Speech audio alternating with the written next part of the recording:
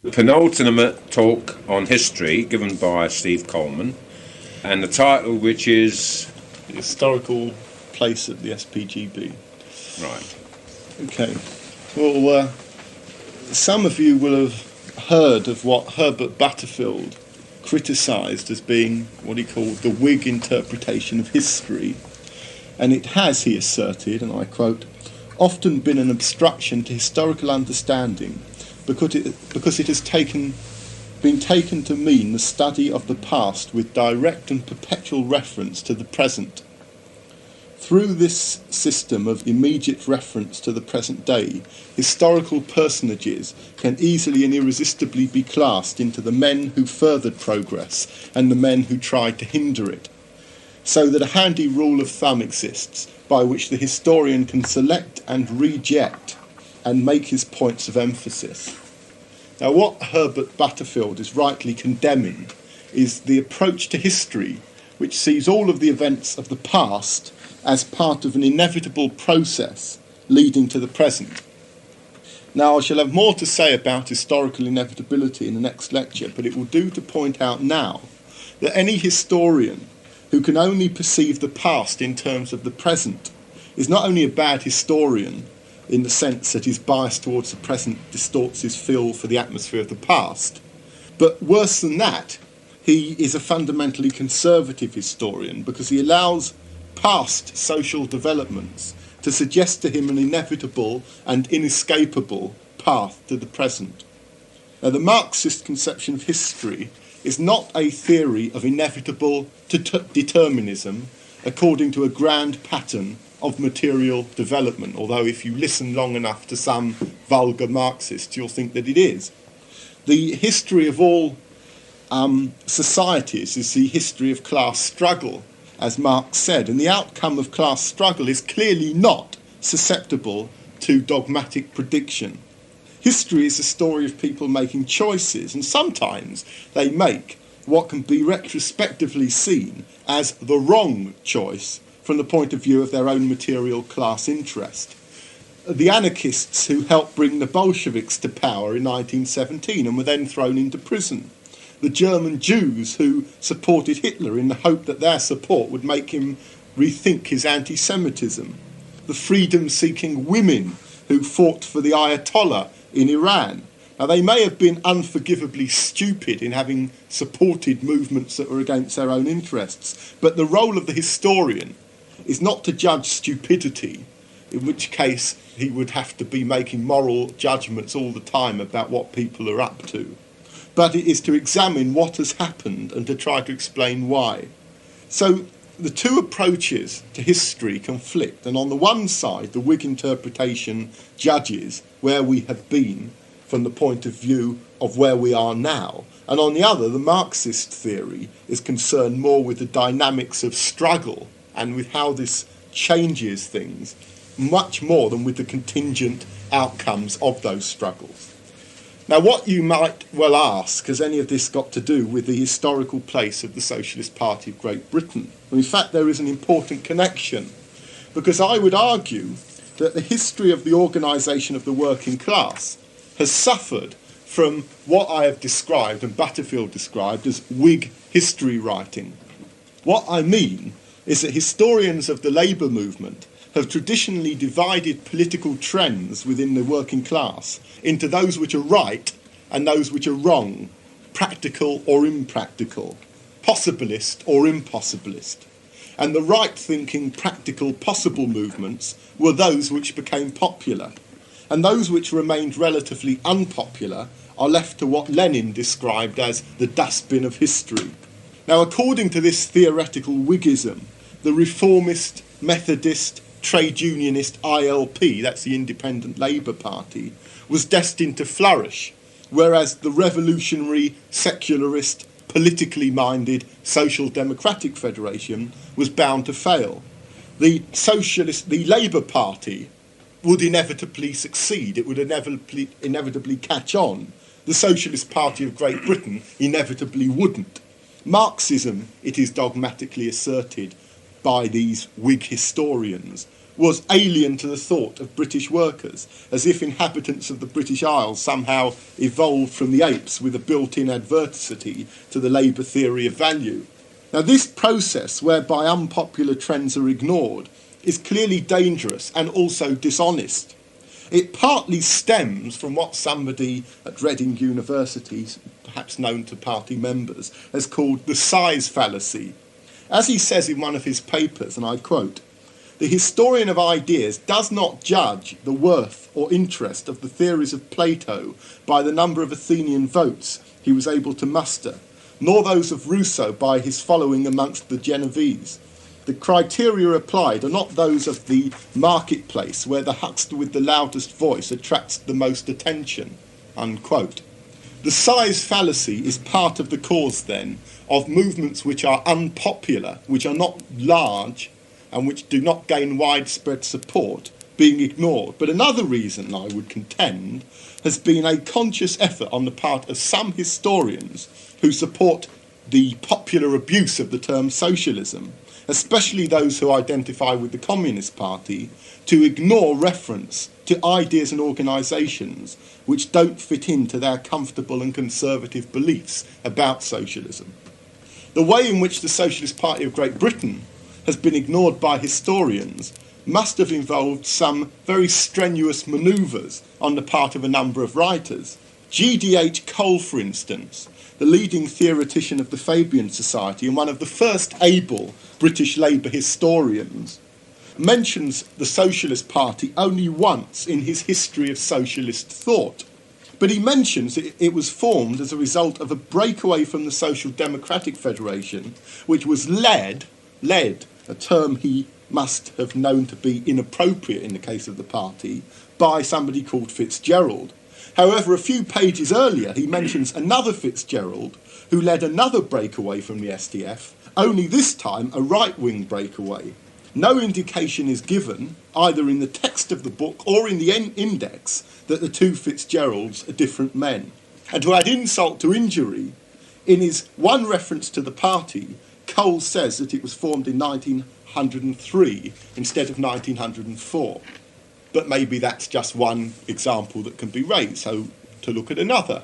Walter Kendall, in his The Revolutionary Movement in Britain 1900 to 1921, this contains one disparaging reference to the SPGB in the whole of a book dealing specifically with Marxist revolutionary ideas in Britain between 1900 and 1921. Now, you might wonder what else he found to put in the book, but the one reference to the SPGB is as a party unwilling to enter the political fray, even to the extent of adopting a programme of palliatives, retaining its political virginity only at the cost of failing to reproduce anything at all. Unquote. Now, the fact that Kendall was a member of the Labour Party may or may not have coloured his historical analysis. Another person, Henry Pelling, the Oxford liberal academic, he has managed to studiously stay clear of the Socialist Party of Great Britain in all of his writings. Even when he's landed bang on top of it, he's made a point of moving elsewhere. But probably one of the most athletic feats of intellectual dishonesty surrounds the character of somebody who was a party member, T.A. Jackson, who was an early member of the party and a member of one of the first executive committees of the SPGB. Now, Jackson's awful poverty forced him to accept an offer from the ILP to be a paid speaker on their platform. His letter of resignation from the Socialist Party of Great Britain is a reminder of the indignity that poverty can sometimes bring. Despite still agreeing with the party, wrote Jackson, he would go, and I quote, "bleed the swines till I'm expelled." That's referring to the ILP. In fact, Jackson was not expelled from the ILP, but left in the 1920s to join the newly formed Communist Party. He became a leading speaker and theorist of the Communist Party, and later in life he wrote his autobiography called Solo Trumpet. In it, he manages to exclude mention of his SPGB membership, his association with the men who gave him his early ideas on Marxism, or his reason for becoming a reformist. So it's significant also that Jackson's daughter, who was in the party, married the famous Communist Party historian A.L. Morton, Yet when Morton wrote the entry for T.A. Jackson in the Dictionary of Labour Biographies, published 2 years ago, no mention of the SPGB appears. So again, here we see a case of conscious dishonesty in relation to mention of the party. It's noteworthy that the only historian who has ever written a serious account of the Socialist Party of Great Britain was Tsushiki Suzuki, who came from Japan. The reason for this is that Suzuki was relatively unbiased by the prejudices of British Labour historians, and he saw the Socialist Party of Great Britain for what it actually is, a very important aspect of working class politics in Britain and a tradition in its own right. Now, or at least in a moment, want to turn to my own account of the tradition of which the Socialist Party of Great Britain is a part. But first, let me briefly summarise the conventional story of the evolution of the mainstream populist, possibilist movement. Now, you'll remember that in the last talk I took the story up to the 1850s. Chartism had collapsed and the workers were without any political objectives at all. The new model unions had turned trade unionism into the reserve of the labour aristocracy, and strikes were very infrequent.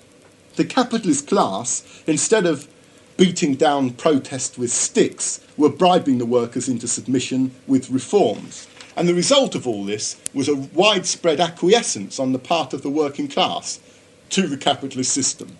It was for this reason that the formation of the International Working Men's Association in 1864, which Marx was a prominent participant in, was largely disregarded by British workers.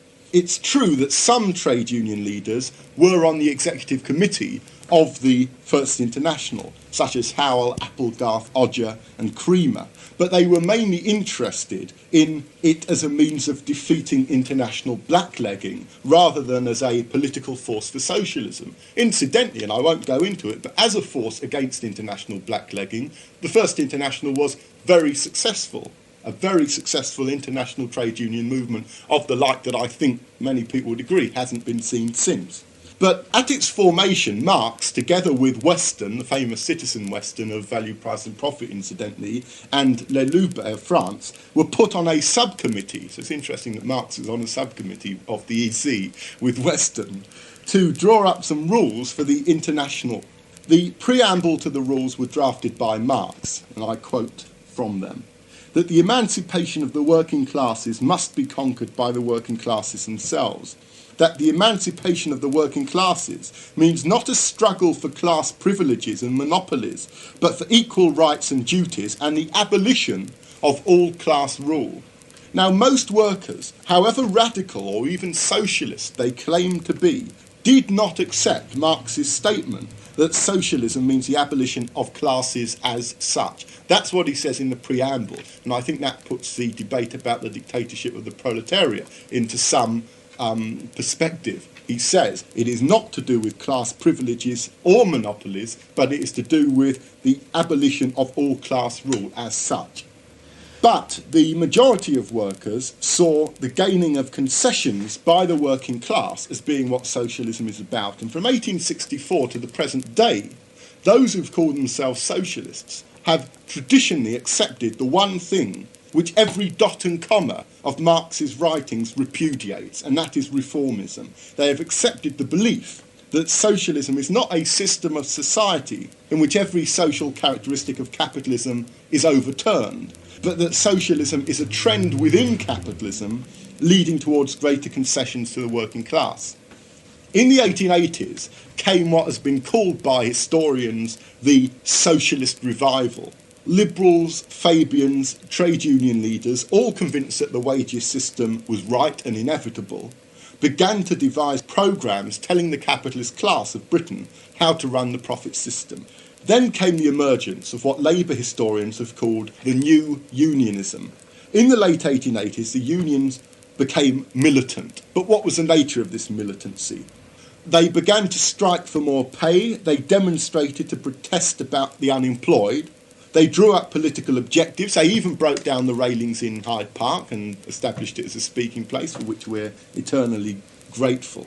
And there was plenty of movement within the working class. But if you stop to consider where it was going, you see that the militancy was fairly hollow.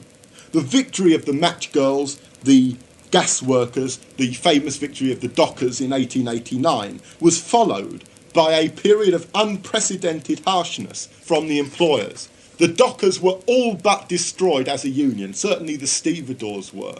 The lockouts that began to appear in many parts of British industry, the use of police in order to break up picket lines throughout the early 1890s, this is the result of the new unionism, and trade unions had not gained much strength after the late 1880s, contrary to the popular belief.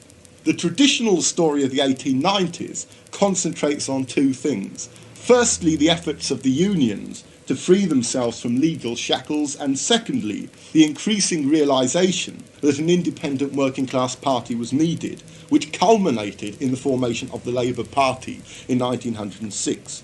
Now, for the sake of brevity, and if anyone wants to develop this, they can later on in the discussion, I won't go into either of these processes, except to say that the Labour Party was never set up as a socialist organisation. From the start, it rejected Marx, it rejected materialism, it rejected the need for revolution.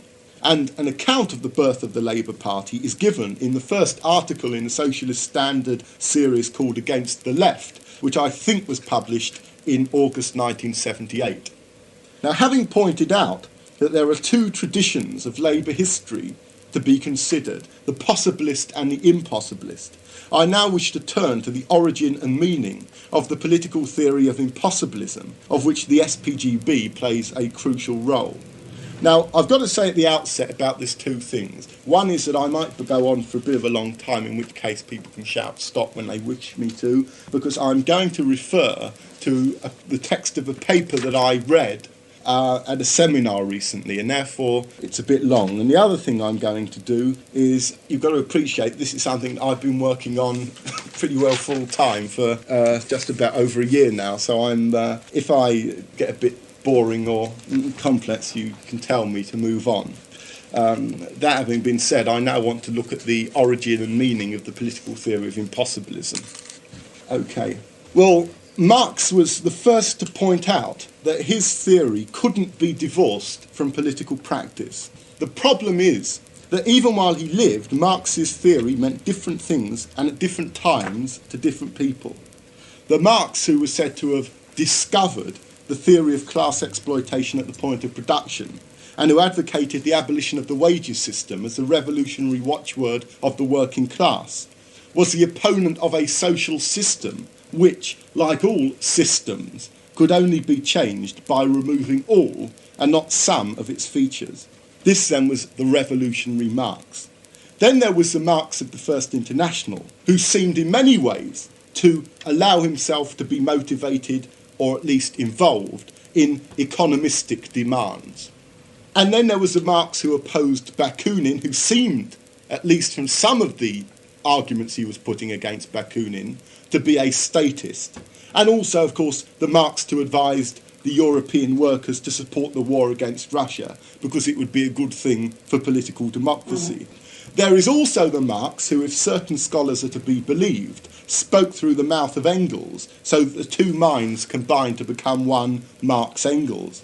Now, it's not my intention to contemplate which conflicting brand of Marxism was most genuinely held by Marx in the deepest corners of his mind, but to point out that there does exist a conflict of attitudes in Marx's political actions, which make it futile to suggest that Marxism is simply that which Marx said or did.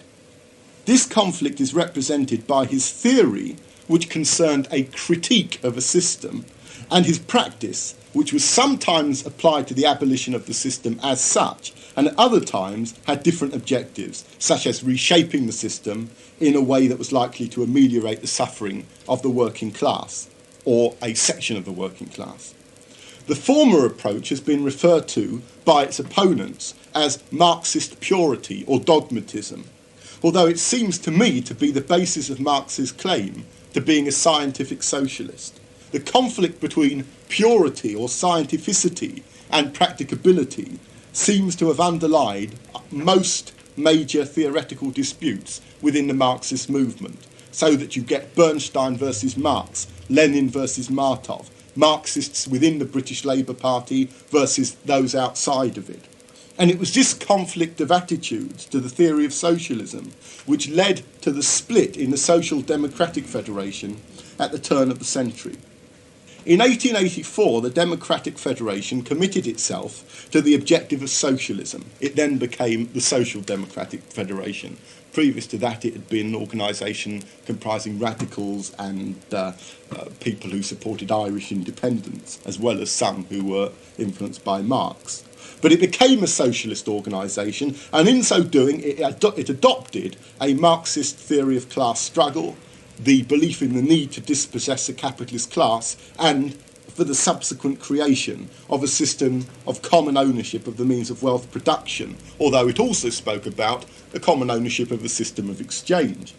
The Social Democratic Federation combined its advocacy of this theory with a number of moral and economic justifications of it, which were not Marxist, but their overall position comprised a synthesis of the lessons of Marxian political economy and also the rigour of English logic, which its leaders had picked up in the English public school system.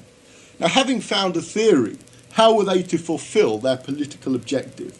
And the root of the impossibilist conflict lies in the answer to that question.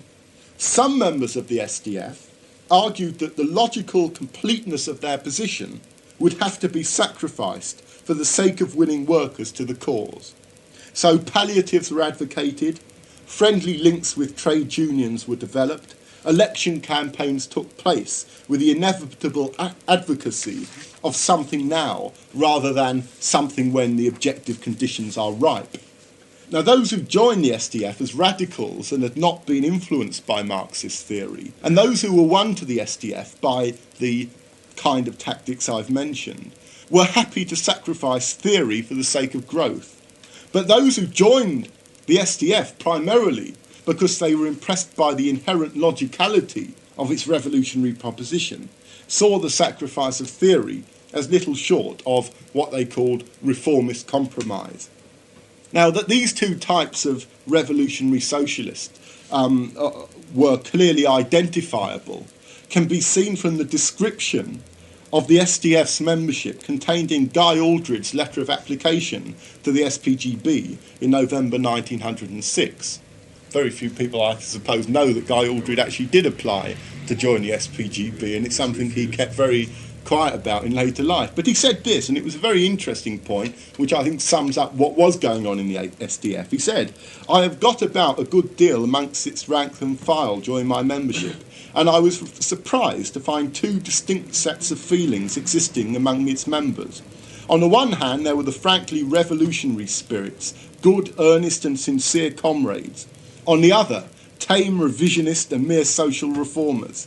This being so, the organisation as such could have no policy and hence could not be class conscious." Now, the French socialist movement had begun its split over the same division of attitudes in 1881 when Paul Brousse led the opposition to the group represented by Jules Guesde and Paul Lafargue in the Federation of Socialist Workers of France. Rejecting the Guesdist notion that the sole political objective of the working class should be the conquest of state power for the purpose of establishing socialism, Brousse advocated a programme of immediate reforms, and this policy became known as possibilism. The Belgian Socialist Party adopted the same programme, and it openly described itself as a possibilist party.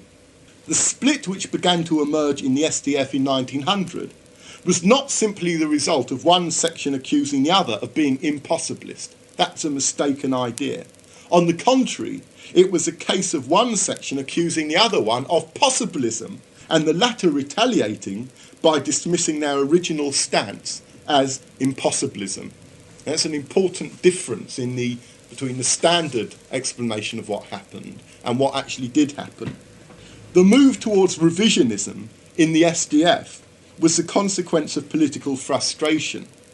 By 1901, H.M. Heinemann, the founder of the SDF and its first Marxist advocate, had become tired of waiting for the revolution and retired from the Federation. Should be pointed out, Heinemann was a man who was a considerable property owner. He had been educated at Eton and then at Oxford. He had stumbled upon Marxist ideas, been rather discourteous to Marx in having printed a book copying a number of the ideas from Volume 1 of Capital and then not acknowledging any mention of Marx in the book. And this annoyed Marx intensely, and the two of them fell out. And he just got tired about the working class not facing up to the views that he saw as being absolutely logical. His letter of resignation from the SDF is revealing, so I'll quote it. 1. After so long a period of work on the executive, I wish to look at matters from the outside. 2. I fail to detect among the English workers that class consciousness and class antagonism without which no good whatever can be done. Even the members of the SDF leave very much to be desired in this respect. As one of the highly educated, well-to-do class myself, I am quite astounded at the ignorance and apathy of my countrymen, and I am deeply discouraged at the result of our long-continued propaganda. 3. Under existing conditions, our only hope lies in successful political action, yet the majority of our organisation seems wholly destitute of political aptitude. 4. I feel I have done all the good I can do in the detailed work of the organisation. When the workers at large or the members of the Social Democratic Federation rouse themselves in earnest and show a determination to deal effectively with the dangerous situation around us, I should be glad to make common cause with them in a vigorous attempt to relieve our country from the corrupt and incapable government by gang which now oppresses and degrades us, and to help to the best of my ability in the establishment of a cooperative commonwealth of organised socialism. Till then I remain yours fraternally, H.M. Heinemann. So it was a case of must try harder. In point 2, Heinemann reflects upon the inadequacy of working class ideas. In point 3, he derides our political aptitude. And in point 4, he offers his future services, but only if the members of the SDF and the working class as a whole will show more determination. The possibilists within the SDF responded to this cry of desperation by favouring more theoretical compromise. Their opponents, who were not particularly bothered about the fluctuating enthusiasm of members of the highly educated, well-to-do class, like Heinemann, responded by sticking more rigidly than ever to the logic of their principles. Now, the focus for the impossibilist-possibilist conflict came in 1900 with the establishment of the Labour Representation Committee, which, as most of you will know, was the committee set up by the trade union movement, comprising members of the SDF, the Fabian Society, the ILP, and also the majority of trade unionists, to decide on the formation of a general working class Labour Party. Now, it's true that few people in the SDF who were not to become impossibilists were much in favour of close unity with the Labour Representation Committee.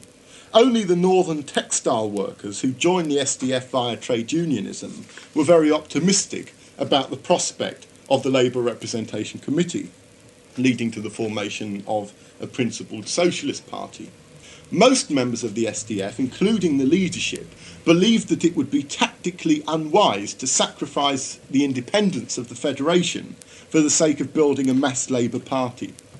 But the impossibilists went further in their opposition to the Labour Representation Committee, claiming that trade union and parliamentary activity should be treated with great caution by socialists, basing their case on the Marxist theory that in capitalist society workers are inevitably exploited, as well as a vague adherence to Lassalle's iron law of wages, which was in fact repudiated by Marx in Value, Price and Profit, but was only first published in English in 1898 and had possibly not been read by many of the impossibilists of the time.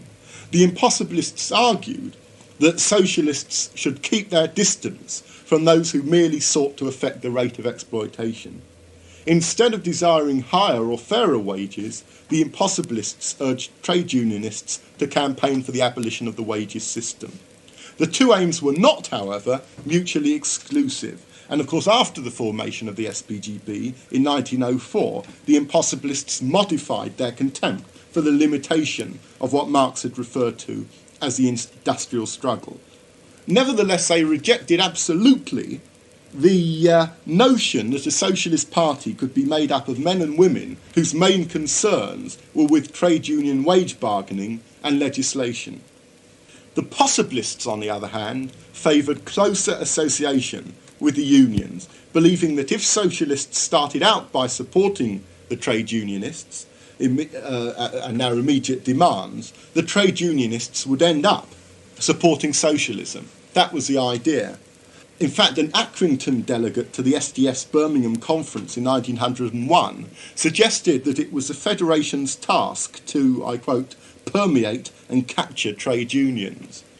Now, on the issue of parliamentary activity, the impossibilists were quite opposed to the LRC's idea of sending Labour MPs to the House of Commons in order to ameliorate working class conditions under capitalism. And on this, I would refer anyone to an editorial entitled The Futility of Reform, published in the October 1904 issue of the Socialist Standard. It provides a very clear expression of the earliest view of the party on reforms. I think I'll read a bit of it. It's not getting too long, is it? First, these are the sort of points they were making. First of all, they say, any blue book dealing with any phase of working class life will show instances innumerable of the neglect of the local government. Incidentally, I'll stop myself in the middle and say you'll notice as I read it that a lot of these editorials were written by F.C. Watts, who was the first on the first editorial committee of the Standard. F.C. Watts seemed to spend his time translating other socialist writers from French, and you'll notice a lot of French constructions in his writing are instances innumerable. He always seemed to put the adjective after the noun because he was so used to translating things. Anyway, he says, will show instances innumerable of the neglect of the local government board or of the borough councils or of the county councils in applying the laws already in existence.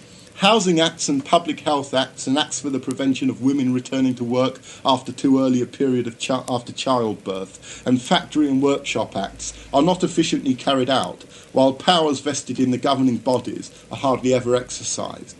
We have to point out further that sometimes a reform asked for by the working class can be granted to them without any serious danger to the capitalist class. In such cases, they make graceful concessions, and the working class are usually asked to hail the party granting such a concession as their truest friend. Another case is that sometimes a measure is passed which, while benefiting certain individual workers, proves disastrous to another larger section. And then they cite the Workmen's Compensation Act, which I won't go into.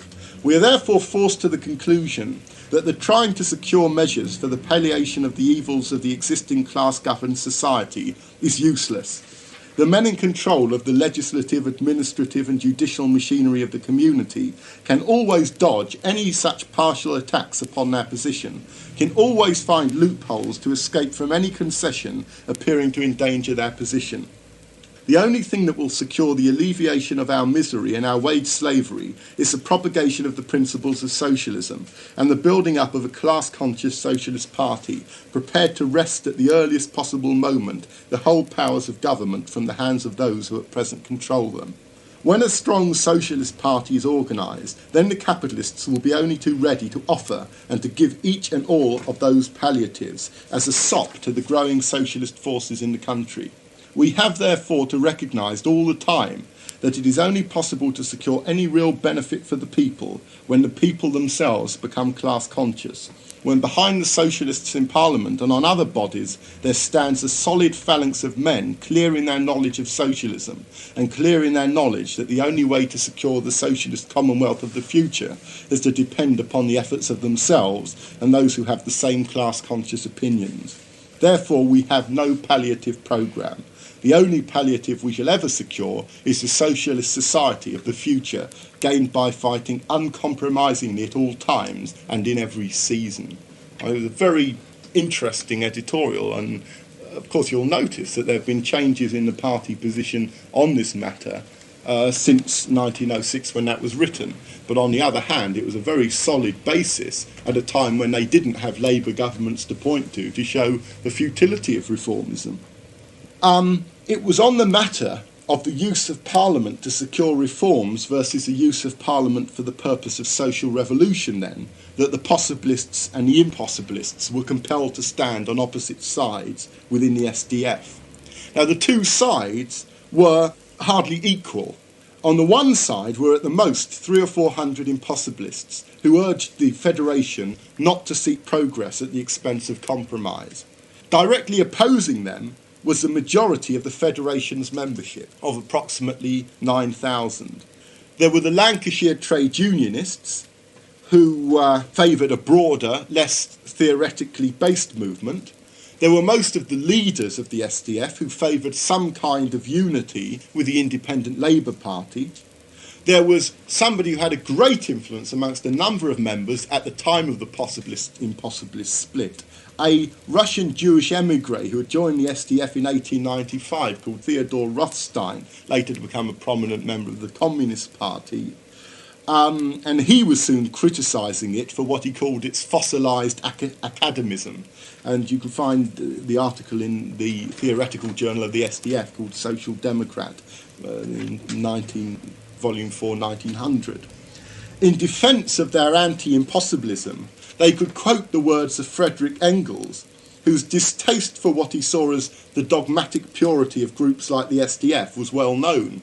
In 1891, he wrote to Sorge of the British Marxists that, and I quote, "People who pass as orthodox Marxists have turned their ideas of movement into a fixed dogma to be learnt by heart and appear as pure sects." The alternative to the clear theoretical principles which Engels disparaged as fixed dogma were the politically pragmatic social democratic parties which were emerging in Europe in the last decades of the 19th century, and into which the SDF was eventually to be absorbed, which was to grow out of this the Second International and all of the consequences of reformism and the setbacks for the socialist movement. So by the turn of the century, there were clear signs that the SDF was ready for theoretical compromise. And the surprising thing is not that one section of the Federation revolted, but the ease with which the established theory was changed in order to dismiss the non-compromisers as impossibilists. Now I want to go on to look at what actually happened, how the Socialist Party of Great Britain originated. According to W.S. German, writing in The Socialist in December 1906, I quote, "The Birmingham SDF conference in 1901 was practically the starting point of the movement dubbed Impossibilist by H. Quelch." Now, German was a London impossibilist who joined the Socialist Labour Party in 1903. The Socialist Labour Party were the Scottish impossibilists who broke away from the SDF a year earlier than the SPGB and were very much influenced by syndicalist ideas. Now, whilst German might be correct in stating that the first overt expression of impossibilist dissent was at the Birmingham Conference in 1901, there are sources which show that a loosely organised impossibilist group had been in existence for some time before 1901. They are firstly the minutes of the Finsbury Park branch of the Social Democratic Federation, which show that from the late 1890s onwards, at least one branch of the Federation was very unhappy with certain unprincipled actions being taken by the Executive Committee. The minutes of other impossibilist-dominated branches may well indicate that they had similar views and were passing similar resolutions of protest at the same time, but so far I haven't at least been able to trace any of these. Nevertheless, the Finsbury branch minutes do demonstrate that there was a branch which was consistently attacking reformist compromise within the SDF as early as the mid-1890s. But there is another clue, which is that shows that the impossibilists were very much organised in the London area. This is the minutes of an organisation called the North London Socialist Club, which was founded in the mid-1890s. Now, the minutes were recently discovered, I might say, by a very devout scholar in the Records Department of Islington Central Library. The minutes show that many of the men who were later to become prominent as impossibilists were playing leading roles in the North London Socialist Club for some years before 1901. An influential figure at the club was one of the members of the Finsbury Park branch, who was a terrible thorn in the side of the SDF's EC, and he was a man who is either appropriately or inappropriately called Percy Friedberg. He was, until mid-1902, the leading London impossibilist. Now, it's probable to me that the club was used as a place where like-minded members of London branches could meet and discuss their dissatisfaction about changes in SDF policies. This source also provides another hitherto unknown fact, which is that it had previously been believed that the ideas of the American Daniel de Leon were introduced to the London impossibilists after they had made contact with the Scottish Impossibilist group. But the minutes of the North London Socialist Club disclose that the London men had been ordering copies of de Leonist literature from the Socialist Labour Party in America from the mid-1890s onwards. Such literature was certainly not acceptable within the official activity of the SDF. It would have been banned. In fact, on several occasions, the EC of the SDF passed resolutions saying that de Leonist literature must not be bought by SDF branches. And it seems, therefore, that for some time before the impossibilist split, there was a group of members who were attempting to examine new socialist ideas and different conceptions of Marxism. In fact, de Leon's ideas were to have more effect upon the principles of the SLP than they were ever to have upon the SPGB. But the fact was that they were being considered, and this shows that a process of theoretical reinterpretation was taking place. An additional indication of this is the fact that Jack Fitzgerald, a young London impossibilist, was organising classes in Marxian economics for the benefit of SDF members who were unacquainted with Marx's Capital. These were started in 1901. The leaders of the Federation certainly could not have liked the idea of this young Irishman in his early 20s, recently having come into the Social Democratic Federation, spreading around the works of Marx, which they were importing from the Kerr publishers in America, which previously had never been accepted within the SDF. The works of Marx were banned within the SDF as being what Heinemann considered far too difficult and theoretically clumsy for English workers to ever consider. And here was this young new member of the SDF coming in, running lectures, criticising the old SDF economic programme and putting forward the ideas of Marx.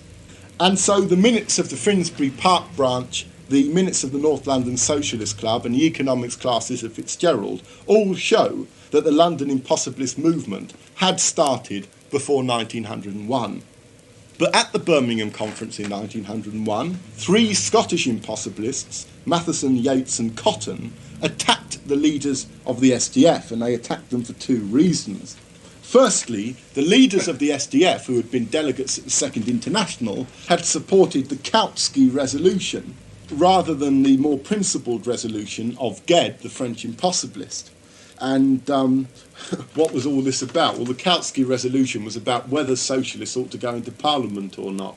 And Ged moved a resolution saying that they should not. Kautsky moved a resolution saying they should not, except in cases of emergency, which the impossibilists saw as being they saw quite correctly as being a bit of a swindle. Worse still, the Federation delegates had attacked Lafargue for his speech opposing Alexander Milleron's acceptance of the post of Minister of Commerce and Industry in the Waldeck-Rousseau government. And you can quite well understand them wanting to complain about it. Here was a man who was supposed to be the leader of the French Socialist Party accepting a post as Minister of Commerce and Industry in a government that had just been elected in France. And of course, when Lafargue got up and said this was a bit of a bloody cheek, they said the Federation's delegates told him off about it. The second thing was that the SDF's journal Justice had advised workers to vote for the Liberal candidates in elections in Battersea, Burnley and Northampton. And so the impossibilists made clear their distaste for this kind of compromise, and they insisted that no socialist should take a post in a capitalist government and that socialists should never urge workers to vote for the Liberal Party. The majority of delegates to the conference didn't care too much about this change in principle. They were more concerned with growth than direction, and the protests of the impossibilists had very little impact. After the Birmingham conference, the impossibilists began to organise both in London and in Scotland. The means of organising impossibilist agitation had developed independently and in different ways in the two centres. I quote from Fitzgerald's article on the subject in the Standard. He says, "In Scotland it appears to have been organised and its supporters worked in a regular faction. In London, however, no systematic course was followed." In the next 2 years, the pattern of the Scottish impossibilists organising themselves and favouring separation from the SDF, and the Londoners tending to be less organised and less inclined to secede, was to continue. Indeed, after the Scottish impossibilists formed the Socialist Labour Party in 1903, they abused the Londoners for their lack of defiance. Now, it's true that the London impossibilists were less willing to break away from the Federation than their Scottish comrades, and it's nevertheless, I would suggest, understandable that the London members, being much closer to the leadership and the mass of the membership of the Federation than were those who were hundreds of miles away from the sources of organisational power. So I think it was location rather than greater intensity of principle which led the Scottish impossibilists to contemplate revolt before the Londoners. The two groups first joined ranks at the Blackburn Conference in 1902. I hope this isn't excessive detail for anyone. At the conference in Blackburn, the Scottish nominated for the executive committee the most prominent London impossibilist, Percy Friedberg. And it was in Blackburn, according to German in his article, that, and I quote, "the officials and leaders of the SDF saw that the movement which was called impossibilist and unholy Scotch current by them bade fair to capture the SDF, inasmuch as it had spread to the provinces and London." It's interesting that German's article then suggested it started in Scotland. I would suggest that might not have been right. But after the conference, friendly relations were established between the Scottish and London impossibilists. According to Fitzgerald, they were united to secure, I quote, "the adoption of an uncompromising policy by the SDF." Friedberg was chosen to act as correspondent between the two groups. Another similarity as with contemporary member by the same name. Now, Germans claim that the officials and leaders of the SDF became worried after Blackburn seems to be justified by their subsequent actions. The first move they made was made against a man called Geese. Yes, Geese. He was a London impossibilist speaker who was removed from the official lecture list appointing speakers for outdoor meetings, and presumably because he was making dissident statements from the SDF platform. He responded by resigning from the Federation. Now, if Geese was prosecuted... Yes, Geese. Very odd name, actually.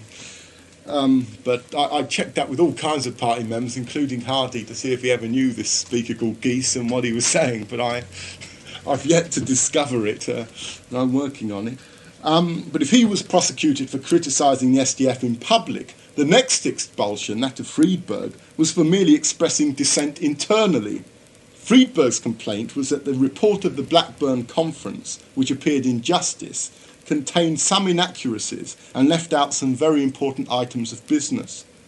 In short, the report omitted reference to impossibilist criticism which had been raised at the Blackburn Conference, in particular criticism of the man who all of the impossibilists collectively despised, and that was George Lansbury, for very good reasons. What Friedberg then did was he wrote a letter of correction to Justice, but it was refused publication. He then submitted his letter for publication in the New York Weekly People, which was the journal of the American De Leonist Socialist Labour Party. Now, he must have been aware that this was the newspaper which the impossibilists, especially in Scotland, were very sympathetic to. And when the publication of the letter was brought to the attention of the Executive Committee of the SDF, Friedberg was expelled for writing these letters of dissent in an opponent's journal. Now, it's questionable whether the Weekly People could be regarded as an opponent's journal, and even if it could, there existed no provision in the Federation's rules to prevent a member from writing letters to it. In other words, their rules were different from those of the SPGB. Now, Friedberg's branch, Finsbury Park, refused to accept the right of the executive to expel one of its members without the right of appeal to the membership as a whole. The branch refused to accept the expulsion, and the EC, glad of the opportunity to deal with one of the more notable dissident branches, dissolved the Finsbury Park branch. At the same time, the EC was dealing with the impossibilists in Scotland, and it secured the expulsion of one W. McGregor on what appears to be a very spurious charge. Then, in 1903, came the Shoreditch Conference, which took place at a time when the impossibilists were in a very militant mood. Friedberg had become so militant that he emigrated to Spain before the conference took place.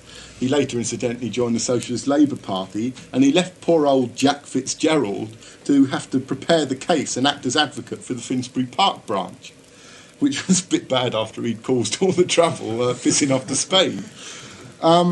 Shortly before the conference, Edinburgh branch, that's of the SDF of course, sent an ultimatum to the EC threatening to withdraw from the Federation unless the conference abandoned the compromising policy which had been developing within the SDF.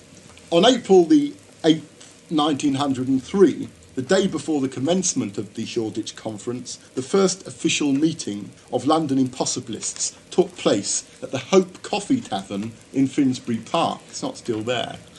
The meeting was attended by 15 SDF members, all but one of whom expressed dissent towards Federation policy. According to W.S. German's account of the meeting, and he was its secretary, they considered the Edinburgh ultimatum in order to decide whether the London impossibilists would support it at conference. It was finally decided by 9 members out of 15 that secession would be premature and that the best course would be to hold a joint meeting of London and Scottish impossibilists when the latter arrived down for the conference. At the conference, 2 severe blows were cast against the impossibilists. First, an active impossibilist, Yates of Leith Branch, was expelled for writing an article critical of the SDF in the journal published by the Scottish District Council of the SDF, called The Socialist. And secondly, the expulsion of Friedberg and his branch, Finsbury Park, was upheld. The joint meeting of London and Scottish impossibilists took place at the Cock and Hoop Tavern, Mile End Road, on the evening of Sunday the 11th of April 1903. And this was the first and last occasion that the 2 groups were to formally meet. There were 2 accounts of what happened at the meeting, one coming from German, who subsequently joined the SLP, and the other coming from Fitzgerald, who subsequently joined the SPGB. So which one you wouldn't believe will have to depend on your own bias. German suggests that the meeting favoured the formation of a new party and set up a London committee comprising German, Hunter, Egar, Fitzgerald and Sims. When, in May 1903, the Scottish impossibilists sent down a draft of a manifesto for the committee to endorse or amend, and to have German suggests that the London committee decided not to endorse it and to have nothing to do with the new Scottish party. Now, according to Fitzgerald's account, which I'm inclined to believe less, I think, at the April the 11th meeting, Yates, the chief spokesman for the Scottish group, announced that the Scottish had for some time been preparing for the organisation of a new party, and that the London impossibilists were invited to join it. Fitzgerald claims that the London members were outraged at having not been told about this for all the time that it had been plotted by the Scottish, and that they were so outraged at not having been informed of the Scottish plans earlier that they refused to have anything to do with the new party. Well, whichever one of the men's memories serve them best, the outcome of it all is certain. In May 1903, the majority of the Scottish impossibilists left the SDF and formed the SLP. A few London impossibilists joined them. They did actually have one branch going in London at the time, but most stayed in the SDF. Neither German's nor Fitzgerald's account of the division between the 2 groups of the impossibilists tell the full story, because there were real political differences separating the Scottish and the London Impossibilists. The SLP was committed to a form of De Leonist industrial syndicalism, which had little appeal to the men who were to form the SPGB. I should say the men and the women, because surprisingly enough there were some. By the summer of 1903, the London Impossibilists were more isolated than ever before. The growth of compromise had certainly not been halted by the secession of the Scots. In January 1903, Quelch stood as SDF candidate in the Dewsbury by-election and received 1,597 votes with the help of the local branch of the Independent Labour Party. Hindman was once again back in operation, and the Impossibilists could not forgive the arrogance of the leadership which had ousted Friedberg and his branch. And above all, the SDF was emphasising its minimum reform programme, its palliatives, more than ever. The London Impossibilists remained because they felt that there was nowhere else to go. It was the only socialist organisation. But they had no intention of accommodating themselves to the direction in which the Federation was going. So, at the 1904 conference held at St James's Hall, Burnley, a resolution was carried which called upon the London Impossibilists to apologise for engaging in disruptive tactics and supporting a group which left the party. The 5 branches which voted against the resolution, Battersea, Peckham and Dulwich, Wood Green, Central West Ham and Watford, were all in areas where the SPGB branches were to be formed within the next couple of years. Having carried such a general resolution, Quelch then made a speech specifying the 2 London Impossibilists who were the most offensive to the leadership, the ones he really wanted to get his claws into. And they were Jack Fitzgerald and H.J. Hawkins. H.J. Hawkins, incidentally, was a member of the London Trades Council, so they particularly objected to him because he carried a bit of weight. At the end of Quelch's attack, Dan Irving, the delegate for Burnley branch, who was later incidentally to become a Labour MP, moved that the 2 dissidents should be expelled from the party. And this was carried in the manner of a Stalinist Congress by 61 votes to 8. It wasn't coincidental that the 2 men selected for expulsion were both candidates for the Executive Committee, which was due to be elected at the conference. They couldn't stand as a result of their expulsion.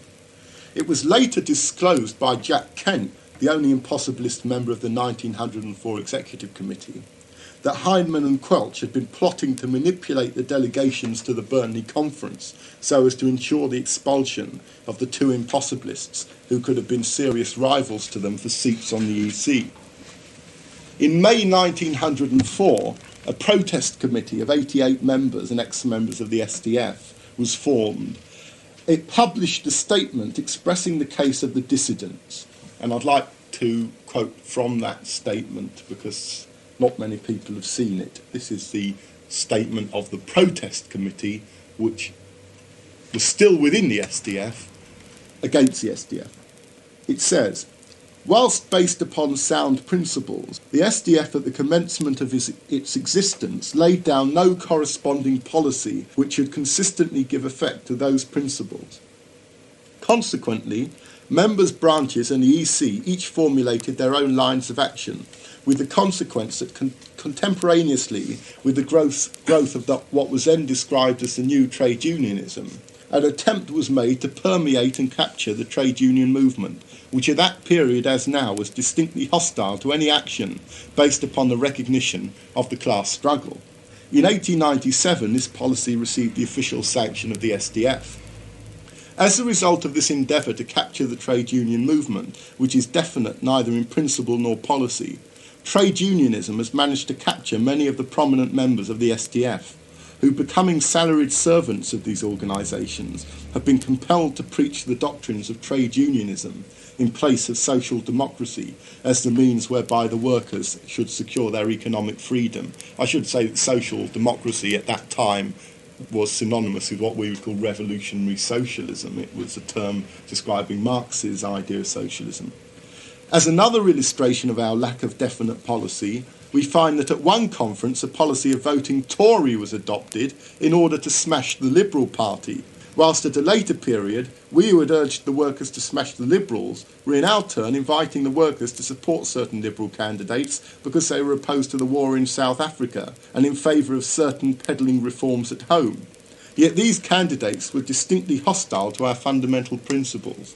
Further, we now have the question of the Labour Representation Committee, from which the SDF withdrew because of essential differences of principles. Yet while withdrawing nationally, we find that local branches, with the consent and the recommendation of the EC, are working with local committees affiliated to the LRC and pushing forward candidatures of men who are not socialists.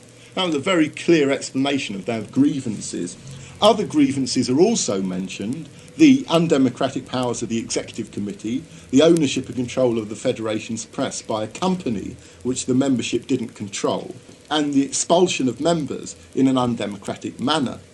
The stated aim of the Protest Committee was to establish, I quote, a class-conscious organisation imbued with the true democratic spirit, backed by a definitely avowed and unmistakable social democratic policy, unquote. Whether this might be established inside or outside the SDF remained unsaid at that time, probably because they hadn't made up their mind. Protesting within the SDF didn't turn out to be useful. 2 more impossibilists were expelled for complaining. They were Martin Killick and Newman of Peckham Branch. On the 15th of May 1904, the Protest Committee organised a meeting in Battersea. The meeting resolved that it was necessary to form a new socialist party. A provisional committee was elected and was instructed to organise. The chairman, for those of you who are interested in details, was Robert Elric, and C. Lahan was the secretary.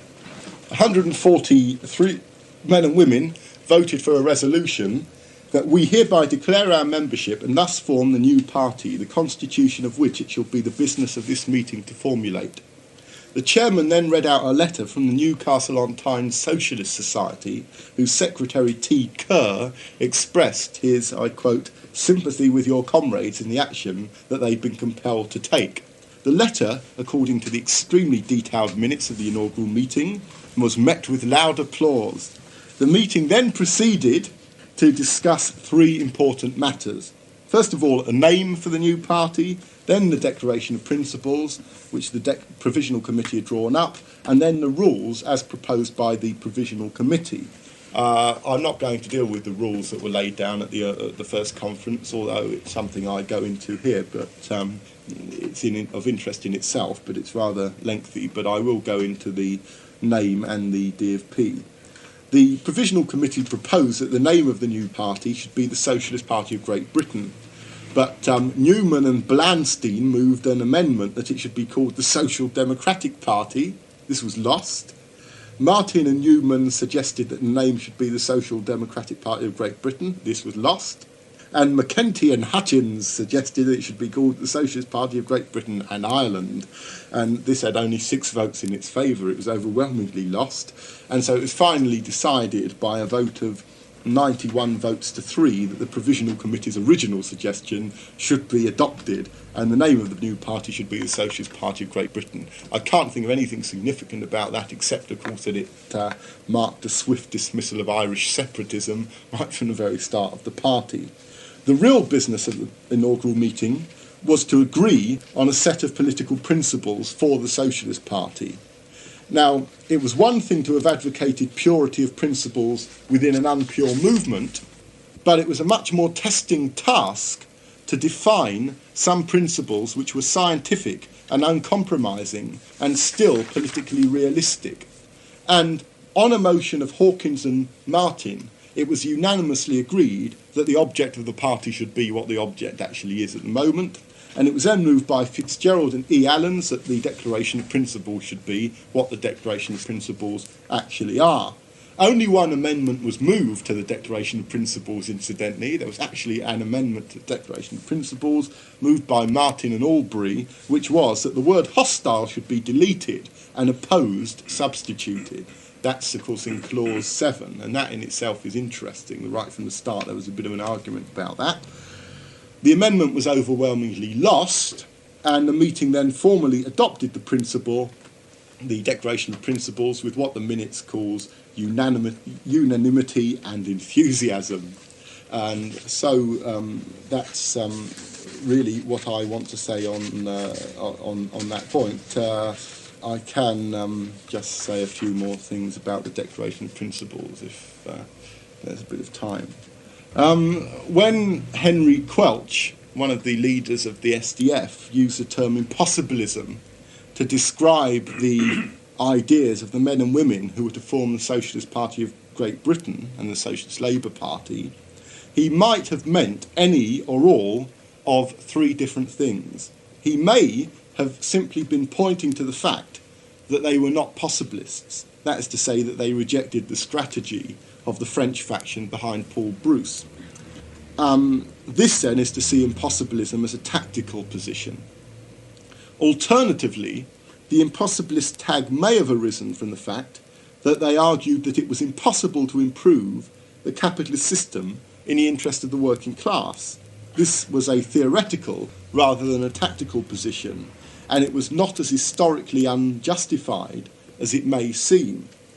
And thirdly, it may have arisen from the belief of the possibilists that the impossibilists' vision of socialism was an image of utopia, the establishment of which wouldn't be within the reach of predictable possibility.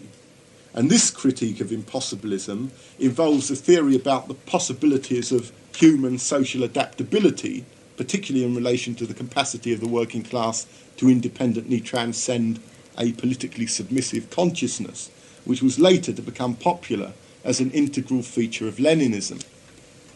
Now, implicit in these definitions of impossibilism are grounds for attack, firstly by the mainstream left, which can deride the tactical purity of impossibilism, secondly by liberal progressives who accuse impossibilists of failing to recognise the immense possibilities of social change within the capitalist system, and thirdly the conservatives, in a curious ideological alliance with the Leninists, who accuse impossibilists of dreaming of a revolution which is an illusory vision, leaving out of account the true nature of man. Now, any political theory which can conflict with so many areas of the ideological spectrum certainly deserves to be considered on its own terms. So, in the remaining few minutes, I want to consider some questions that arise from the Declaration of Principles adopted by the SPGB in 1904.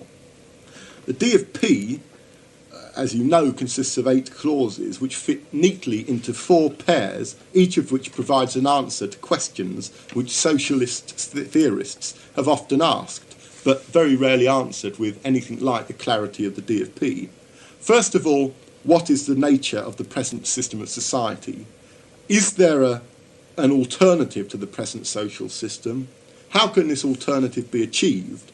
And what is the role of a party aiming to achieve the new system? And come to that, what is the role of the working class? And these are the 4 pairs that if you look at the D.F.P, you'll see they provide answers to. So the first 2 clauses of the D.F.P make it clear that the impossibilist critique of the system was an orthodox Marxist one. It argued that the means of wealth production are the monopoly of the capital-owning class, that wealth is produced by the working class, and that therefore there's an inevitable conflict, and so on. Now, no Marxist, then or now, would disagree with that conception of the class struggle. But there were people who described themselves as socialists who did disagree with it. These were the possibilists. Writing in the Labour Leader in September 1904, Keir Hardie made the claim that the independent Labour Party's socialist principles were, as he said, above suspicion, although its leading advocates rarely, if ever, used such terms as class war and class consciousness. Justifying this, he said, I quote, "The object of socialism is the removal of the causes which produce this antagonism, so that the human interest may at all times be the dominant one. The enlightened capitalist will be as anxious to bring this about as the enlightened workman. Both stand to gain from the change. But 2 points need to be emphasised here. The first is that the conflict of interests is not necessarily a class one, and the second is that the propertyless proletariat, to borrow William Morris's phrase, is not a class at all." And that's what Hardie was saying, Keir Hardie, of course. This was significant because the possibilists were shifting the basis of socialism from that of class struggle to what they called the human interest. And it cannot be overemphasised that this was a shift away from Marxism, which marked a new step, a new change, a revolution in socialist theory. This major alteration in the very motive for socialist activity was intended to remove socialism from the unattractive terrain of materialism and to somehow elevate it, as they would have seen it, to the field of morality. Despite the SDF's secularist tradition, as opposed to the Methodism of the ILP, Heinemann and his fellow SDF leaders were affected by more than a few preconceived moral beliefs. It's not coincidental that Belfort Bax's exposition of the Federation's case for socialism was entitled The Religion of Socialism. The basis of impossibilism, like German Marxism, was decidedly amoral. The men and women who were impossibilists were socialists primarily because of their social poverty. They weren't Eton-educated capitalists who thought that they knew what was good for the working class, as was Heinemann, nor were they morally inspired evangelists seeking socialism as a secular religion. The reason, so those who formed the SPGB saw it as in their material interest. The reason for the divergence of the two attitudes to socialism can be plotted well before the emergence of impossibilism. It was based upon the very different intellectual traditions of English Romanticism and German materialism. The Romantic revolt, as it's been called, could be and has been very easily accommodated within the anglicised, non-Marxist socialist movement. Marxist materialism, with its preoccupation with scientific causation, was too amoral to gain popular approval from the English middle-class radical philanthropists and too politically revolutionary to appeal to the gradualist sentiments of the working-class leaders who shaped the ideas of the English trade unions. The fact that the ILP was openly Christian in its ethics and the SPGB was frankly anti-religious in its materialist analysis explains much about the accommodation of the one and the popular rejection of the other. So if you offer a worker a paradise beyond the grave, you're a Methodist, and if you offer him paradise on earth, you immediately become an impossibilist. Then to move on to the second pair of clauses, 3 and 4. The possibilist conception of socialism, based as it was upon a theory of moral improvement, could be viewed as a trend rather than as a revolution with a definite political outcome. Better housing or health provisions, for instance, were viewed by the possibilists as being steps in the right direction or more socialist. The impossibilists, on the other hand, suggested an alternative system of society which would be the negation of the capitalist system. In seeing capitalism and socialism as mutually exclusive phenomena, the impossibilists didn't accept that there could be elements of the latter in the former system. They rejected, therefore, the very basis of reformism. Clause 3 of the DFP states that the class struggle can be abolished only by the emancipation of the working class, and that this can only be achieved by establishing the common ownership of the means of production, etc. And that the emancipation of the working class will involve the emancipation of all mankind without distinction of race or sex. Now, the impossibilist vision of socialism was logically coherent insofar as it described the antithesis of class society.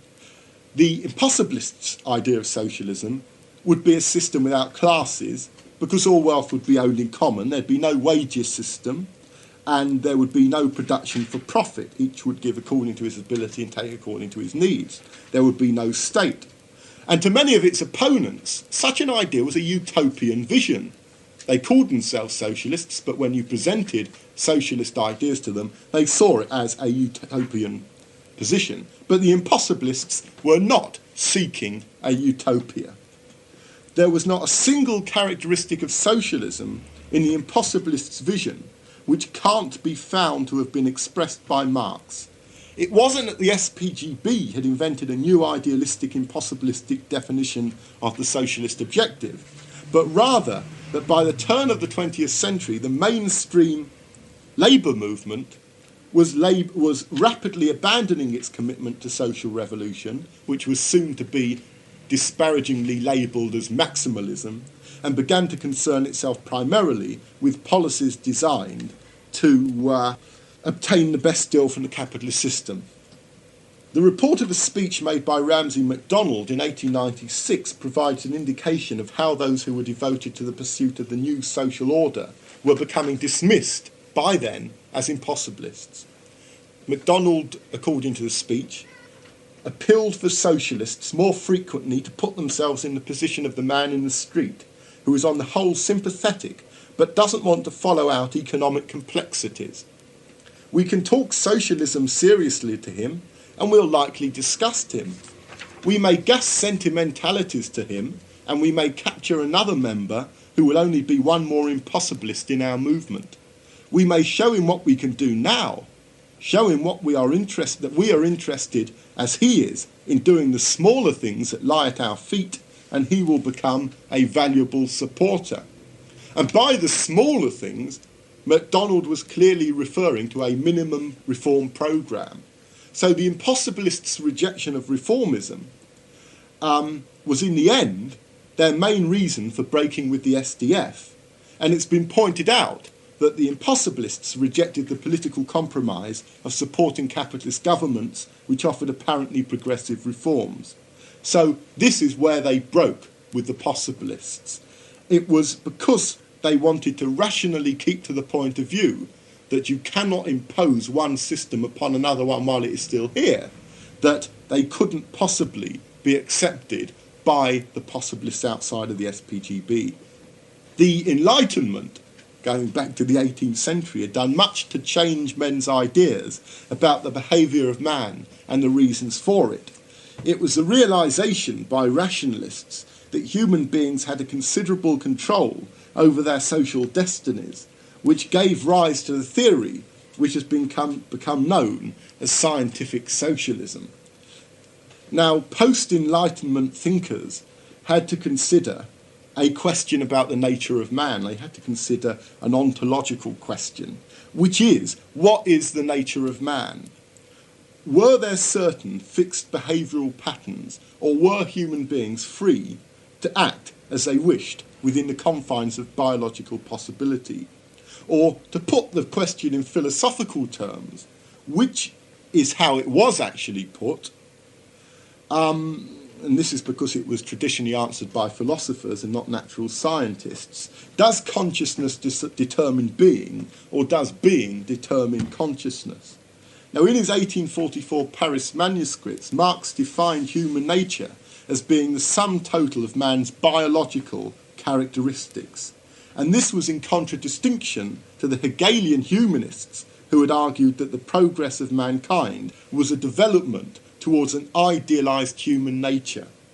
Now, if Marx turned Hegel on his head to show that social being determines consciousness, the possibilists in their turn turned Marx on his head to argue that social being could only be improved by gradually and almost imperceptibly bringing consciousness to the people by means of personal and social moral improvement. So the politically conscious possibilist saw his role as being to help create a desirable ideal, even if that ideal can't be perceived by those who will benefit from it. The impossibilists saw themselves as having no such separate identity from the rest of the working class. To them, consciousness was a process of recognising the nature of social reality and the individual's relationship to it.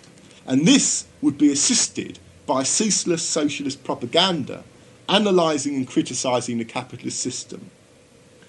If the impossibilists' idea of how consciousness could be raised was in many ways naive, and I think that's something we can consider, in that it underestimated the forces which lead people to believe that social reality is social inevitability, and this I think we'll come to in the next talk, the possibilist method was politically sinister, as in any doctrine which allows the sanctity of its objective to override the process of its realisation. Now, there are also two other theoretical features to be found in Clause 4 which are just worth briefly noting. Firstly, it stated that the socialist revolution is intended to end the class struggle, not to intensify it or to reverse the status of classes within it. And this is in line with Marx's conception of socialist revolution as expressed in the Communist Manifesto. The finality of the impossibilist conception of socialist revolution, the impression shared with Marx that the negation of capitalism will mark the climax of social evolution, was added to by the impossibilists' great respect for the sociological writings of Herbert Spencer. I add the sociological writings so as not to offend certain people who may not like his biological writings for good reasons. His works were even sold at outdoor meetings organised by the SPGB in the early days. And although quite why selling volumes 1, 2 and 3 of Spencer's Principles of Sociology at outdoor meetings in Finsbury Park was expected to make members is beyond me. Nevertheless, one wit has commented that the Socialist Party of Great Britain got its theory of history from Marx and Spencer. The SPGB's materialism then was essentially organicist. In 1911, a Frenchman, who I can only imagine if it sounds like it looks, was called Charles Rappaport, wrote an article called Fatalism and Historic Necessity. This was translated from is it a wrong pronunciation? What? What? No. Rappaport. What? Rappaport. Well, anyway, this is what he was called. It was written by him. It was called Fatalism and Historic Necessity, and it was translated by F.C. Watts and was published in the Socialist Standard as an expression of the materialist conception of history. I think I'll be forgiven by members for suggesting it was a lot of rubbish, and it's well worth considering what he said and the organicist view of history that the early party members seem to have had, at least some of them. He said, "A society is not transformed by the force of the word or by strokes of will. It is necessary that all the forces of the past and present collaborate therein. Already Saint-Simon, the true precursor of Marx, has clearly shown that the elements of a new system accumulate during centuries and prepare themselves within the framework of ancient systems. According to him, the capitalist class has taken 7 or 8 centuries to become the dominant force in society. Isolated men or small minorities may, from time to time, indulge their gentle fancies. They may dream of translations in the twinkling of an eye. In the name of the right of abortion, they may apply the forceps of direct action to the body social in order to bring the new society into the world before its time. But society as a whole, an entire class, only gives itself such aims as are in the domain of the realisable and the possible. And when the time comes, it shrinks from no necessary means. Evolution doesn't exclude revolution any more than the gradual transformation of the earth excludes cataclysms." As a matter of fact, it's not a load of rubbish. I'm thinking of another quotation I might have read. It's very good. A second feature of Clause 4, which can also be seen, I suppose, as a mark of the broad-mindedness of the men who wrote the Declaration of Principles, it was at least broad-minded. Whether they were right is another question, is that their conception of social freedom was explicitly anti-racist and what I suppose these days would be called anti-sexist. There must have been more than a few people who felt secure in labelling as impossibilist a party of men and women who envisaged a socialist society in which men and women, and blacks and whites, would stand in social equality. After all, Belfort Bax, whom E.P. Thompson has described as the only one early Marxist apart from William Morris to have a really great understanding of the historical method of Marxism, was an outspoken believer in the inherent inferiority of women. And Engels, whose attitude to women would not have survived the puritanical feminism of the modern left, is on record as holding some views which were unmistakably racialist. So to move on even more briefly in the last 10 seconds to the remaining clauses and the third pair of clauses, 5 and 6. Having said what capitalism is all about and what socialism means, the impossibilists then had to construct a path from one to the other. Although the implementation clauses of the DFP were to be the main cause of Leninist criticisms of impossibilism from the 1920s onwards, the conception of a constitutional revolution wasn't a cause of contention in 1904. Nobody really disagreed with it. Most socialists still accepted the view of the later Marx that socialism could be established by the working class, making use of its democratic power, such as the vote, in order to gain control of the state machine. The Socialist Party of Great Britain did not believe in the need for vanguards or leaderships because they held the view, which I've already mentioned, that all men and women were capable of an equal political perception of the problems facing them and of the socialist alternative.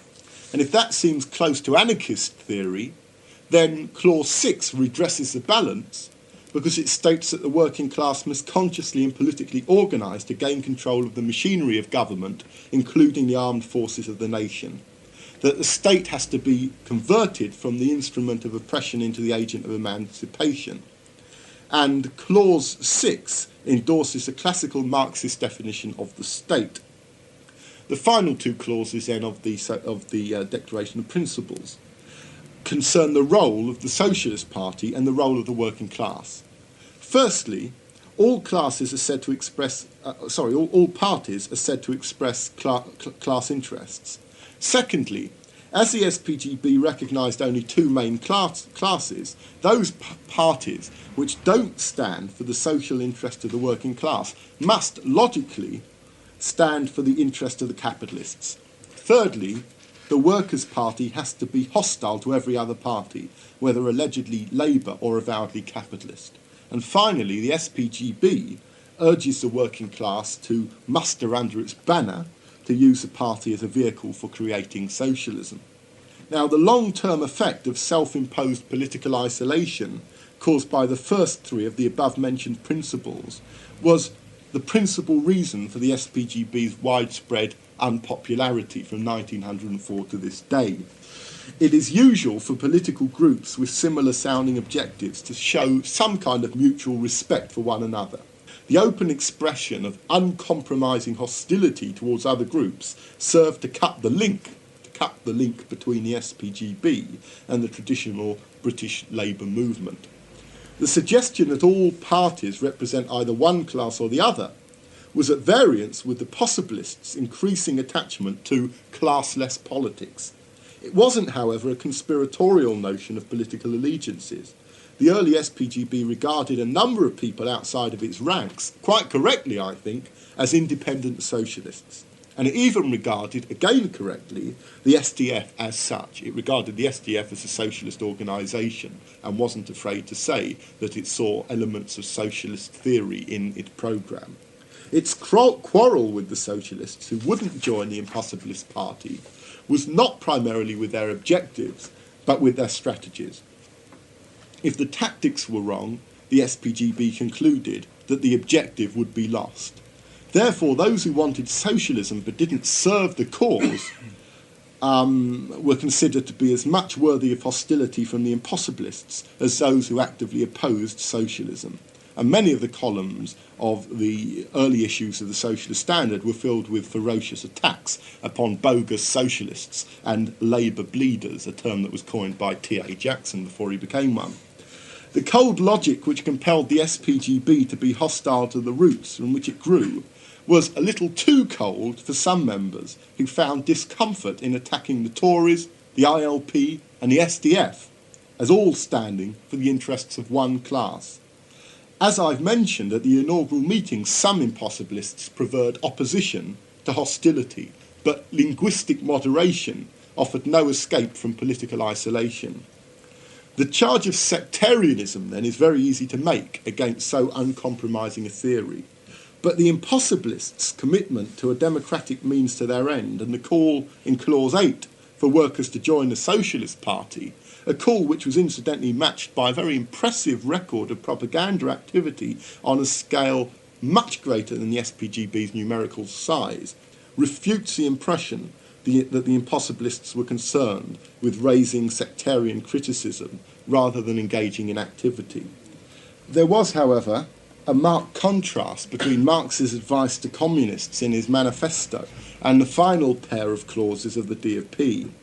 Marx had urged workers not to form parties in opposition to other working class organisations, and not to recognise any separate identity for themselves, and not to set up principles of their own with which to shape and mould the proletarian movement. Those are Marx's words in the Communist Manifesto of 1847. This, of course, wasn't the end of Marx's theory of the party, and if you want to see what else he had to say about it, you could look at John Molineur's Marxism and the Party, for instance, between 1847 and 1850, when Marx was associated with the Communist League. He was in favour of joining parties. Between 1850 and 1864, he seems to have become disillusioned with political activity. Between 1864 and 1872, he favoured it again. After that, he changed his mind and thought that it wasn't worthwhile. So he had a lot of changes during his time, and of course then Engels went on later on to support the social democratic parties of Europe. But by 1904, Marx's theories had been adopted by a party which was composed of members of the working class. It was quite different from the situation 2 decades earlier, when Engels had sneered at the middle-class intellectuals of the Socialist League of William Morris for expounding pure Marxist theory which the workers couldn't comprehend. Here were workers who clearly understood the power of theory. They'd understood Marx, so you couldn't go along to them and say, don't put these ideas to the working class, they won't understand them. These were members of the working class. Engels and his friends who'd been saying this were not. Impossibilism was, indeed, a victory of theory over the expediencies of everyday practice. To say that the impossibilists were committed to a principled fundamentalism is not to judge them, but to describe them. But should commitment to theory override the expediencies of practice? Was Marxist theory in need of revision in the early years of the 20th century? Is it right to say that the possibilist conception of socialism and socialist activity was bound to replace the impossibilist theory because it was more realistic? These are questions which I can't answer now because they require a separate consideration of the history of impossibilist practice between 1904 and the present day. But what can be asserted is that impossibilism did represent a serious political movement and still does. It did pose a serious challenge to the development of the modern social democratic labour movement and still does. It was a continuity of earlier Marxist ideas and continues to be. And for those reasons, it deserves investigation. In the next talk in 3 weeks' time, for those who decide to come, what I want to consider is whether the inevitability that was built into the conception of the Socialist Party of Great Britain argument that socialism must replace capitalism is something that we can now look forward to as being historically inevitable, either in our own time or the distant future.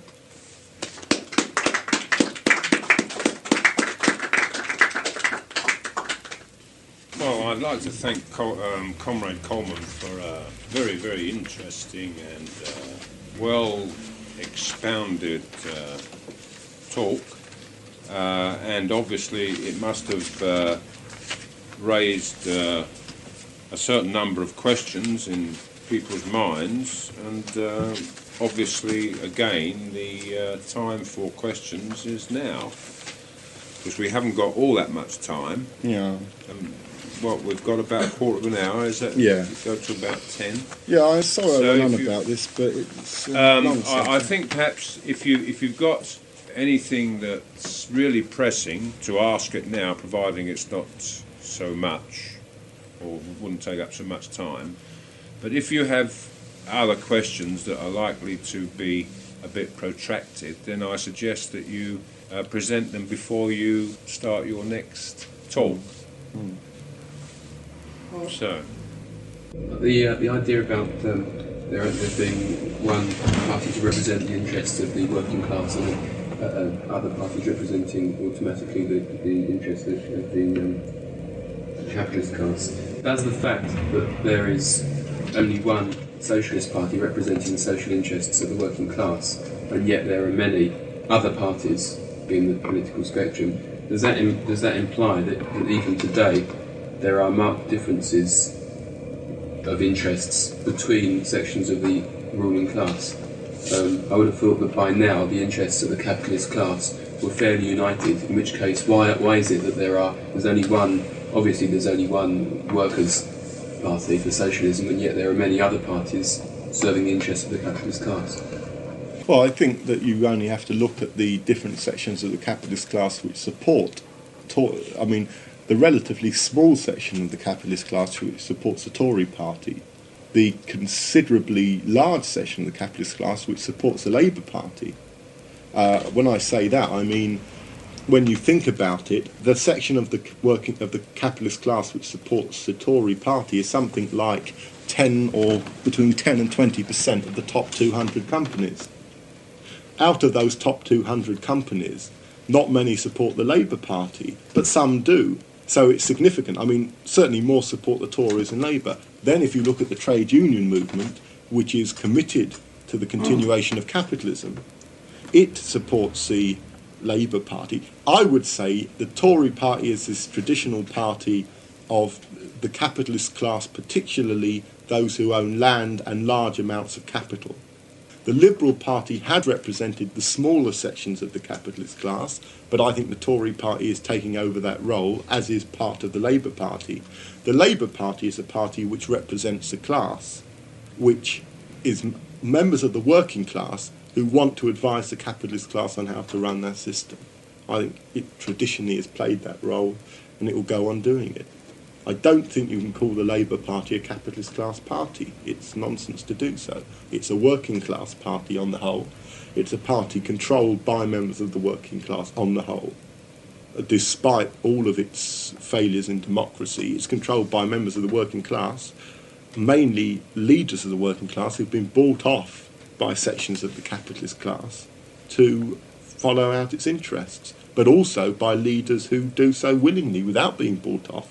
They're probably the more stupid ones. So would it be right to say that the interests of the capitalist class as a whole are as uniform as those of the working class? It depends. No, it wouldn't, because the capitalist class are much more divided. And the working class are divided in some ways. I mean, I would say that, you've got stratification within the capitalist class, you've got stratification within the working class. You get it more so within the capitalist class, I think, because the capitalist class are actually involved in the business of competing with each other in the marketplace.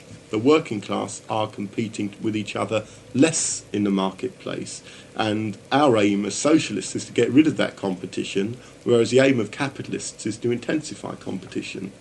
So by definition, or by the nature of their political programme, the capitalist parties have to be in favour of dividing up their own class interests, whereas we have to always be in favour of smoothing them over, even when it's very difficult and there are apparent differences of interest, immediate interest between sections of the working class. We have sometimes to face the difficult task of pulling the working class together, something which was the Second International totally failed to do in 1914. Jim? Well, kind of agree that the propagation of the socialist idea now is much more difficult than it was in the early years of the party. I know people in some respect, that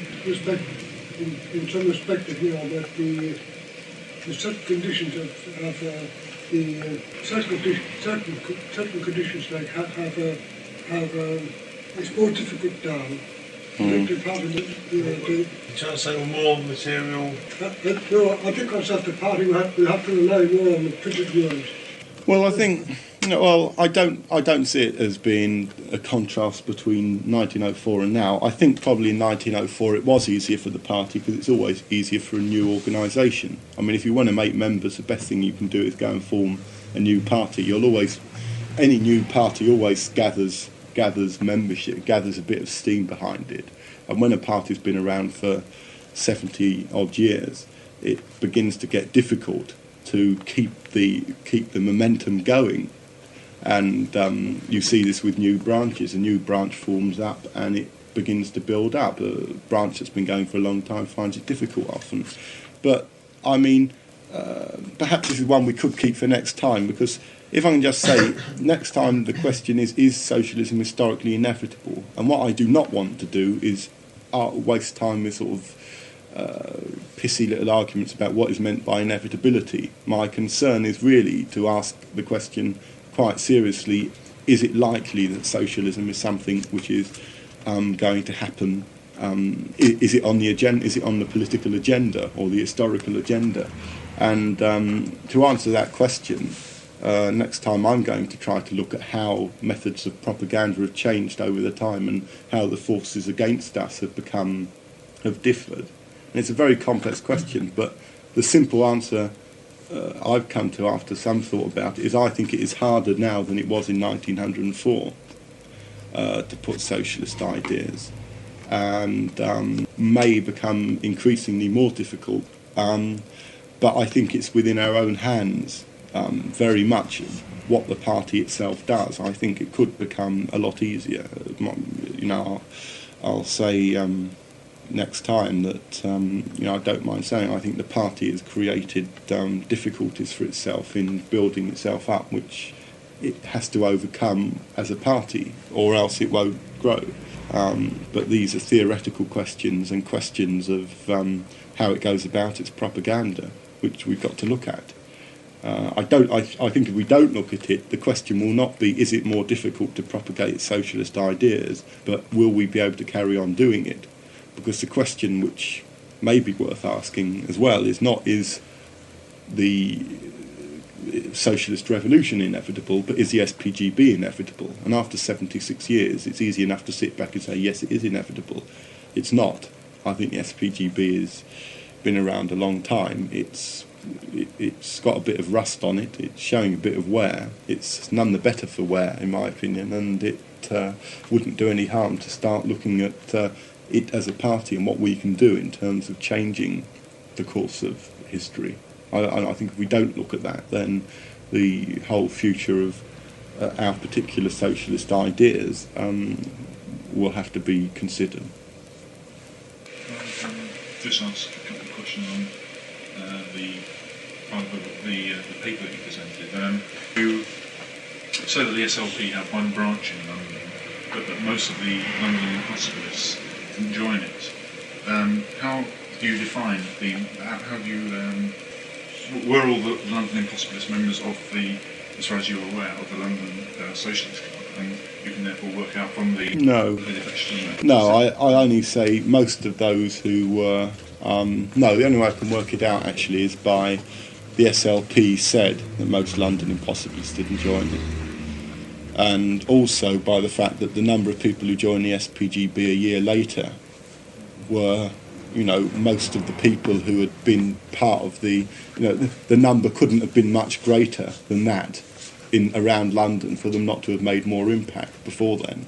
So unless there was a very big growth of London impossibilists in 1903 and 1904, which I don't think there was, it seems to me that's true. But I couldn't be sure. And when I say not many joined it, I think the SLP branch in London had about 6 members in 1903. It was a very small thing, and it died out fairly soon. And they were mainly people like W.S. German, Scotsmen living in London. How many impossibilists do you estimate as having been there? Well, was it roughly the same size as the No. I think there were about 300 in London around about 1903, and of those, about half joined the SPGB. And I think, as I say, about half a dozen joined the SLP, and of the rest around London. Actually, I think I think there are about 300 or 400 in the whole country, rather. So in London, I think there might not have been more than 3 or 4 dozen who stayed in the SDF after 1904, or dropped out of the SDF and didn't do anything at all. Some stayed in the SDF, of course. And after 1904, there was a bit of trouble in the SDF, but not much. After it, they were the ones who really had to apologise to the SDF and stay in it on the SDF's own terms, which some of them did, not many. Steve, just to when did the SDF, when did it finally disappear? Post-World War or? No, it turned into the British Socialist Party in, I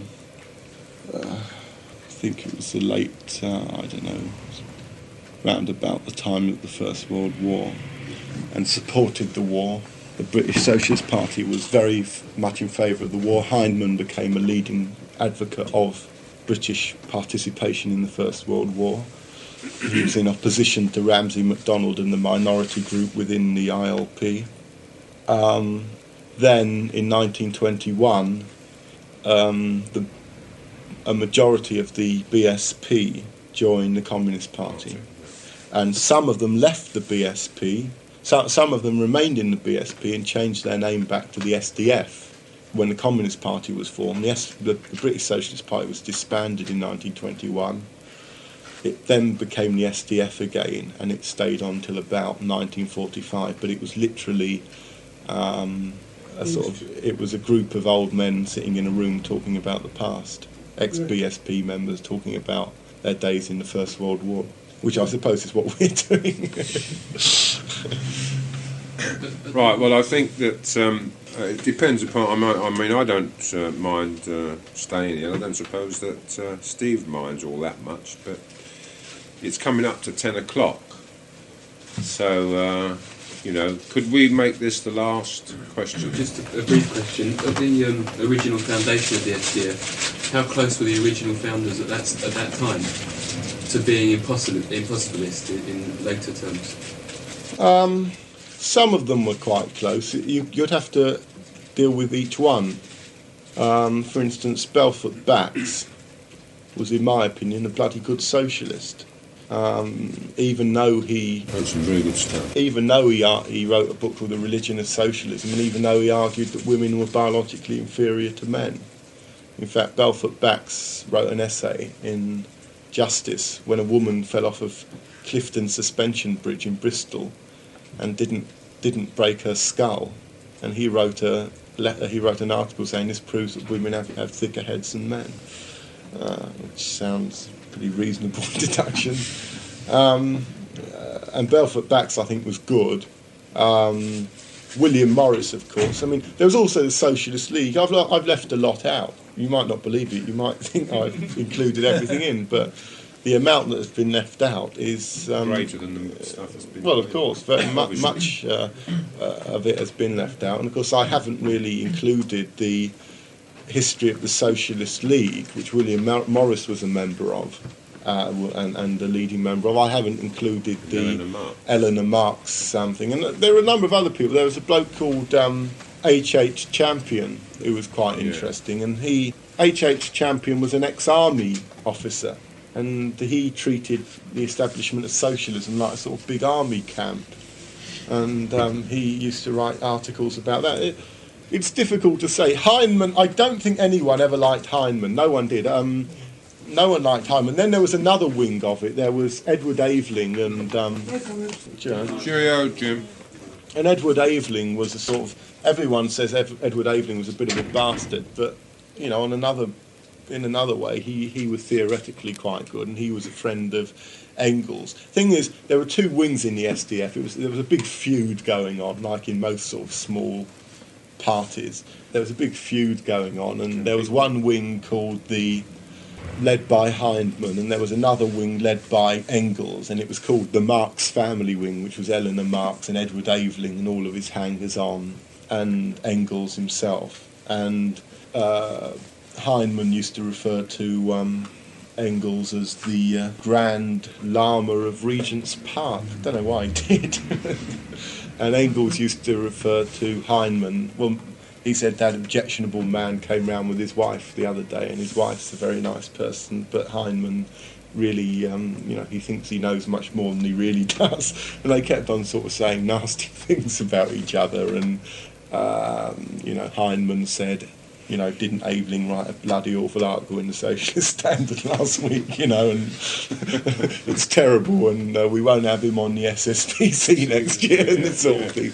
It was sort of a feud, and it's difficult to know because all these feuds were going on. And like in all party feuds, sometimes people were on the wrong sides. Sometimes the dogmatists were on the side of the progressives, and the progressives were on the side of the dogmatists. So I don't know. I think they were. I think there was a lot of good socialist stuff in it, but I don't think anyone ever liked Heinemann. I don't think you can really like Heinemann from his works. Although he wrote some pretty good. He wrote a thing called The Principles of Marxist Economics, and he wrote another one called England for All. He was a bit of a nationalist. He was an extreme. You could see from that letter I quoted. He was a bit of a arrogant person. He always on the outdoor platform. He always spoke. He was a good outdoor speaker, apparently, and he always used to speak about the fact that he was a member of the capitalist class. He used to brag about it all the time, a bit excessively. Some people used to think he was actually he delighted in the fact, and he used to say to these people, you're going to have to go back to work tomorrow, and I'm going to be sitting in my house reading a few books, and I don't have to bother about anything. Outdoor speakers in the early socialist movement was very interesting, sort of knowing what they were like. Don't know if anyone here would remember him, but Anderson of this party apparently used to talk in rhyming couplets. And that's what they said. He used to very often end off his speeches on the outdoor platform like the last sort of few lines of a Shakespearean act, where he would sort of say it in rhyme. And Jackson, although I've described him as a bit of a rogue, was apparently a brilliant speaker, and the Communist Party have recently brought out a biography of him. And he made a great speech once, one of the best lines I've heard, where he got up on an outdoor platform and said to all of the people there, "How much do you earn?" They were all saying they don't need socialism. And he said, "Well, how much do you earn?" And one of them said, "Well, I earn 15 shillings a week." And he said, "Well, I've just come from a place where there's a man who gets 15 shillings every hour, whether he's awake or whether he's asleep, whether he's shitting or whether he's pissing." And he went on, but the good thing about it was he carried on with a list of verbs for about 10 minutes, saying, whether he's eating or whether he's drinking, and the audience stood there spellbinded. And then he ended up by saying, "Well, the one thing he's never doing is fucking working." And that was T.A. Jackson. And William Morris was meant to be a marvellous speaker, and the great thing about William Morris was that he apparently used to do about 3 outdoor meetings a day. Must have had tremendous sort of lungs for it, because he used to sort of just go from one place to the other on these trains, and he was a good speaker. And a lot of these people, very interesting. There are a lot of descriptions of their outdoor speaking, because this was the age when the outdoor platform was really the main sort of way of expressing political ideas within working class circles. And some of the outdoor, when the party was formed, a week after its formation, the Finsbury Park branch held an outdoor rally. They used to call them mass rallies. It showed the confidence of the early members. They used to put an advert in the Standard saying there will be a mass rally next month at Finsbury Park. And apparently this mass rally had something incredible, like I think it was 5,000 people attending it, and they had a collection of £4 or something, which in those days was a lot of money, sort of if everyone had stuck in a penny or something like that. I don't know how it worked. And they were doing that sort of thing. It's very interesting. Probably a few half clips. Probably a few somethings. Well, I don't think we've got time for any further questions. So, or anecdotes.